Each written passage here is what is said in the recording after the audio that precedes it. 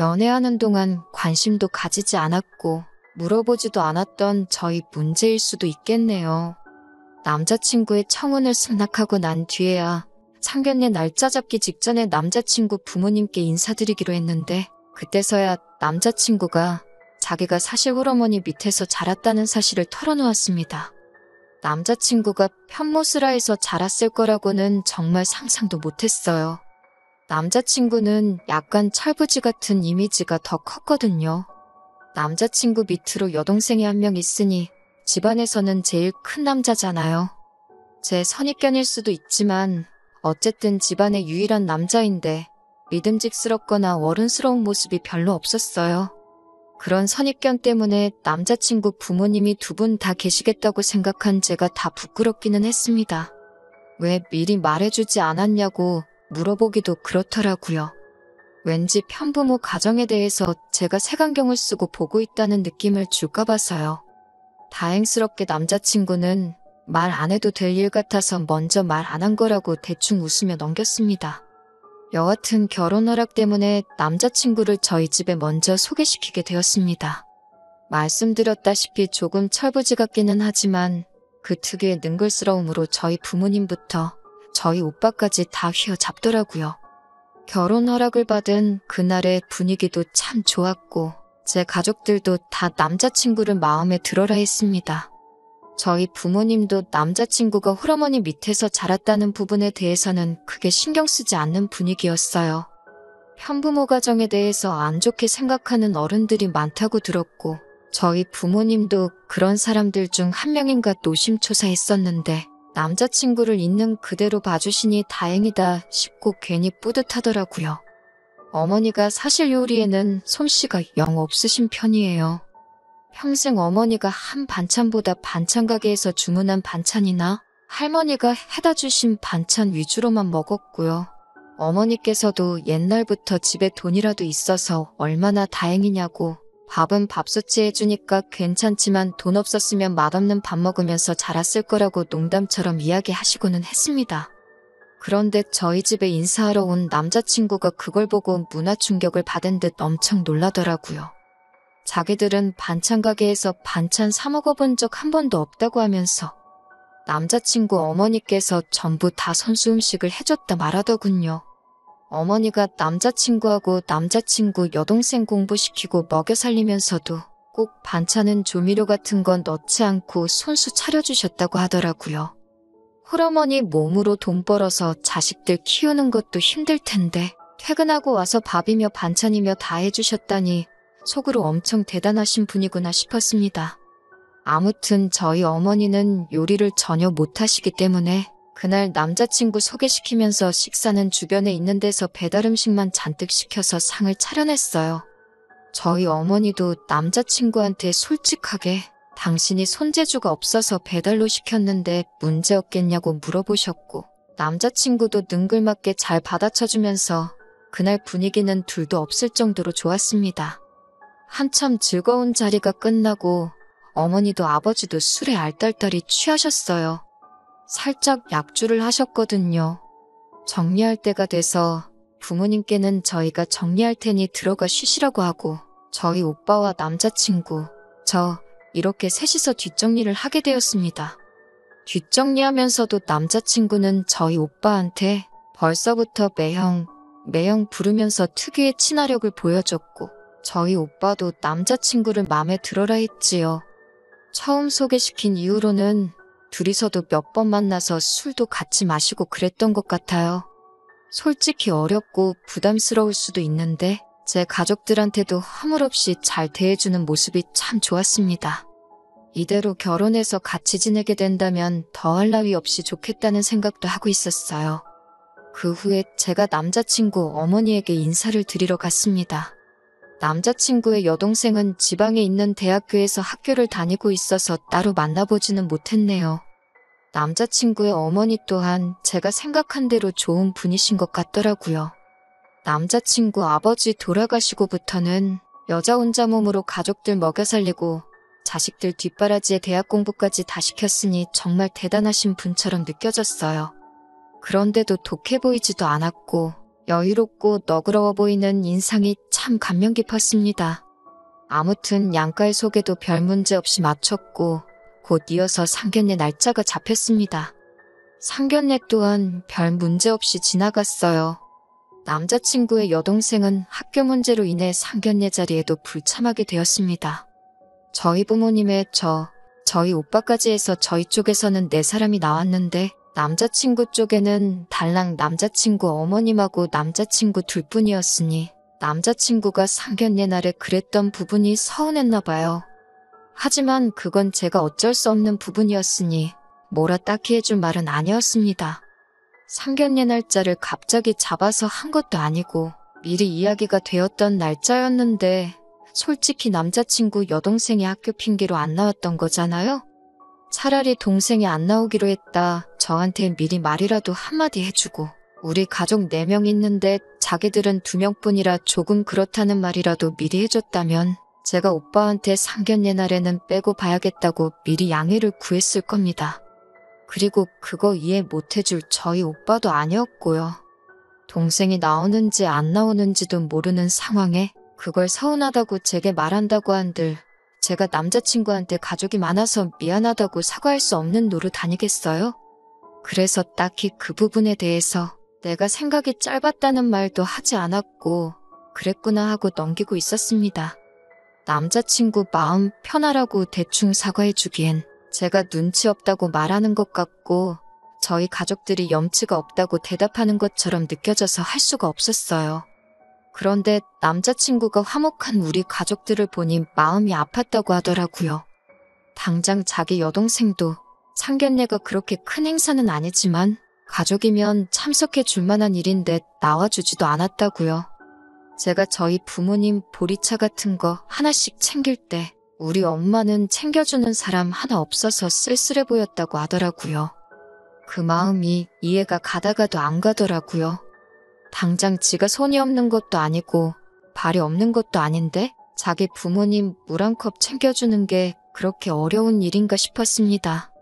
그러니 남자친구는 엄마 입장에서 딸이 챙겨주는 거하고 아들이 챙겨주는 거하고 조금 기분이 다른 문제 아니겠냐 하더라고요.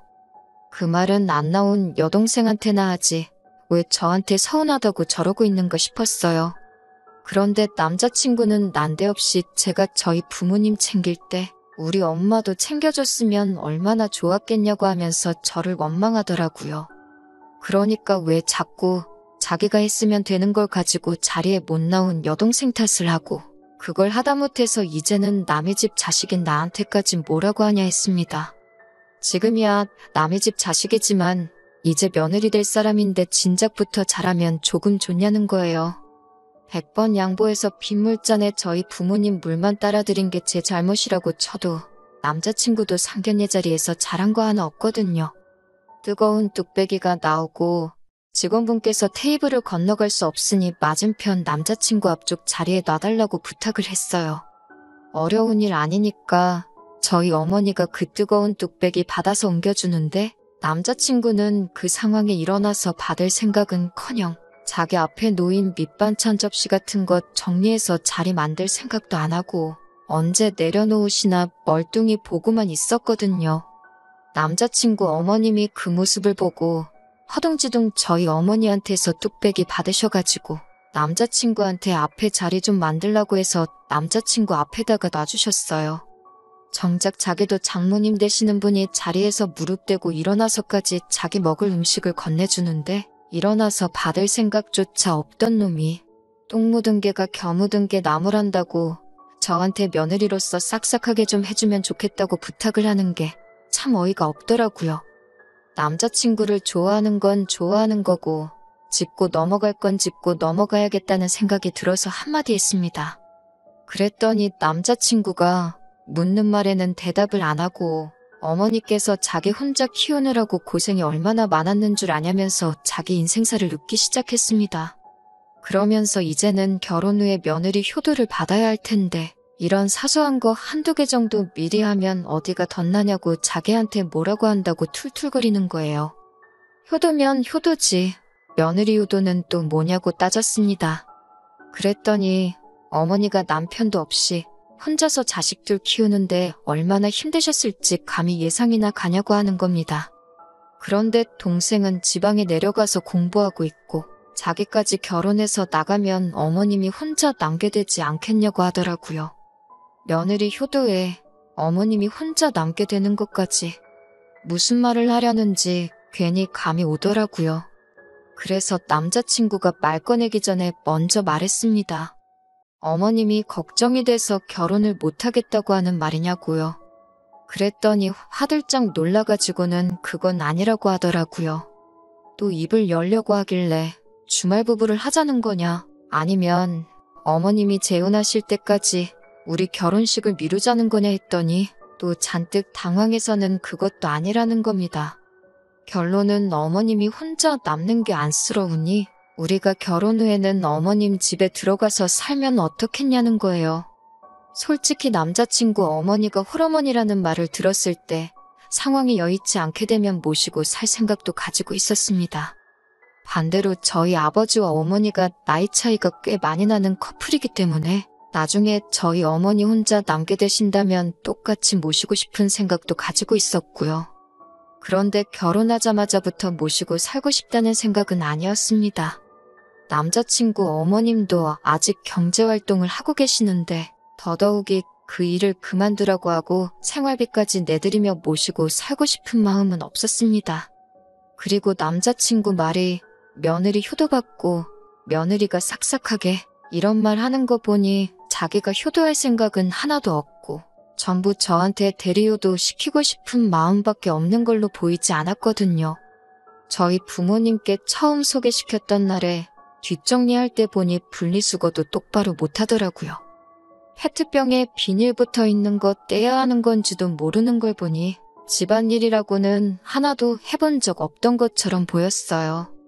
컵이랑 밑접시 쓴 거 설거지를 시켰는데 그것도 기름기가 그대로 남아있고 심지어 물이 잔뜩 묻은 채로 고무장갑은 또 뒤집어 벗어나서 다음날에 얼마나 고생했는지 몰라요. 어머님이 고생했다는 건 알면서 밥은 집밥만 고집하고 분리수거 같은 기본적인 집안일도 할 줄 모르고 설거지 청소도 안 해본 게 너무 티가 나더라고요. 어머님이 그렇게 고생하실 때 팽팽 놀아놓고는 어머님 고생하셨으니 이제는 자식들한테 받을 때라고 하면서 저한테 하라고 하는 거나 다름이 없잖아요? 남자친구한테 나중에 모실 수 있다고 하는 말도 해주기가 싫더라고요. 남자친구한테는 너네 어머니가 그렇게 불쌍하면 차라리 결혼하지 말고 독신으로 네가 평생 모시는 게 어떻겠냐고 했어요. 가만 보니 여동생은 어머님 노후 챙기기 싫어서 지금부터 거리두고 지내는 거 알고 그러는 것 같은데 괜히 남의 집 사람한테 어머님 부양 떠맡기지 말고 지금부터라도 네 은혜는 네가 직접 갚으라고 했어요. 솔직히 그 자리에서 남자친구가 자기 생각이 짧았다고 말하고 사과해왔으면 아마 그냥 넘어갔을지도 모르겠어요. 그런데 오히려 남자친구는 끝까지 적반하장으로 나오더라고요. 그동안 부모 잘 만나서 아무 걱정 없이 살아온 저는 자기 마음을 모른다길래 아직도 내 말을 이해 못한 거냐고, 나는 내 부모한테 받은 만큼 내가 직접 효도할 테니 당신 어머니한테는 당신 손으로 효도하라고 했어요. 키워준 은혜는 키워주신 분한테 갚자고요. 결국 끝까지 어떻게든 제가 어머님 모시고 살면서 대신 효도를 해줘야 한다는 입장을 고집하길래 더는 안 되겠다 싶어서 그냥 헤어지자고 했어요. 남자친구도 엄마한테 너 같은 며느리를 가져다 줄 뻔했다고 결혼 전에 알아서 다행이라면서 큰소리 치면서 가더라고요. 솔직히 결혼까지 하기로 한 사이인데 그렇게 허무하게 헤어지니 마음이 좋지만은 않았습니다. 바로 다음 날까지는 말이에요. 남자친구 어머님이 남자친구를 끌고 저희 집까지 찾아왔더라고요. 저 보자마자부터 제 손을 꽉 잡으면서 미안하다고 사과하시더군요. 남자친구한테도 등짝을 소리가 날 때까지 내려치면서 저한테 사과하라고 하더라고요. 그렇게 효자였으면 진작에 효도 좀 하지. 왜 결혼할 때 되니까 안 하던 짓을 하느냐고 한마디 하시면서요. 전부터 그렇게 효자였으면 좀 좋았겠다고 제가 했던 말을 그대로 남자친구한테 하고 계시더군요.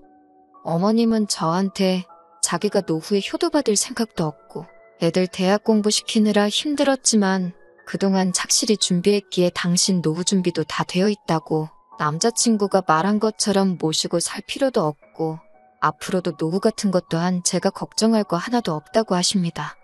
아들놈이 왜 갑자기 저러는지는 모르겠는데 당신이 단단히 일러두었으니 걱정하지 말고 전날 일은 없던 일로 하면 참 좋겠다고 하시더라고요. 뒤에서 멀뚱멀뚱히 있던 남자친구 귀를 부여잡고 끌고 오셔서는 저한테 사과하라고 계속해서 시키더라고요. 남자친구 얼굴에는 사과하기 싫은 표정이 가득했는데 어머님이 계속해서 다그치시니 그제서야 어쩔 수 없이 미안하다며 고개 까딱 한 번 하고 그걸 사과라고 하고 있더라고요. 어머님이 이렇게까지 찾아와서 저한테 사과하시고 미안하다 하시는데 죄송했지만 남자친구의 사과는 받지 않았습니다. 오래 사귀었고 결혼하기로 했던 것과는 별개의 이야기인 것 같았어요. 어머님이 직접 찾아오신 거 봐서 사과 받아주는 게 맞는 것 같기도 하지만 제가 어머님의 아들하고 결혼하는 거지 어머님하고 결혼하는 게 아니잖아요? 상황이 어떻게 될지도 모르고 어머님이 괜찮다고 하더라도 남자친구는 또 그게 대리효도가 되었든 어떠한 방식으로든 제가 저희 부모님한테 하는 걸 가지고 질투를 하거나 불공평하다고 말할 것이 뻔했으니까요. 설령 그럴 확률이 적다고 하더라도 이미 남자친구 자체가 집안일도 하나 할 줄 모르고 쓸데없는 고집 부리고 우기기만 할 줄 아는 감당도 못할 단점을 가지고 있는 사람이란 걸 알게 되었으니까요. 어머님께는 좀 더 생각해볼 문제라고 나중에 대답 드린다고 하고 죄송하다는 말만 했습니다. 어머님이 남자친구 대신 사과하고 있는데도 남자친구는 거기서 잘못했다 뉘우치는 거 하나 없이 하늘만 쳐다보고 있더라고요. 뭐가 잘났다고 저러는 꼴을 보니 더욱 더 다시 받아줘서는 안 된다는 생각이 들었어요. 그렇게 결국 헤어지고 말았습니다. 어머님께는 따로 전화를 드려서 죄송하다고 몇 번을 사과드렸어요. 어머님은 자기가 자식 교육을 잘못 시킨 탓인데 제가 사과할 문제가 아니라고 하면서 다시 저한테 미안하다 한마디 해주시고 그래도 며느리까지 될 뻔했던 사이였는데 앞으로도 좋은 일만 가득하라는 좋은 말씀 해주시더군요. 남자친구와 만약 그때 화해를 하고 결혼을 했다면 시어머니만큼은 좋은 분이셨을 것이다. 그런 생각이 들 때가 있습니다만 제 결정을 후회하지는 않습니다. 말한 대로 제가 덜 자란 남자친구하고 결혼하는 거지 성품 좋은 시어머니와 결혼하는 게 아니니까요.